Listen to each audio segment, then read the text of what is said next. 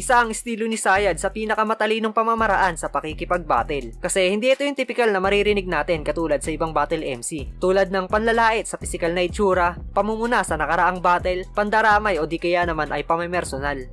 Kapag sumasampa sa entablado si Sayad, ang hinahain niya sa atin ay yung mga linya na mapapaisip tayo, tapos kapag na-gets o nalaman na natin yung pinakakahulugan ng linya ay mapapatapik o di kaya naman ay mapapailing na lang tayo dahil sa husay ng pagkakagawa. Kasi bukod sa horrorcore na maririnig natin sa kanya ay hinahaluan din niya to ng tinatawag na imagery. Ito yung mga bara na hindi pangkaraniwan, pero habang iniispit ni Sayad yung linya ay unti-unting nabubuo sa isip ng mga tagapakinig yung pinakakahulugan ng mensahe.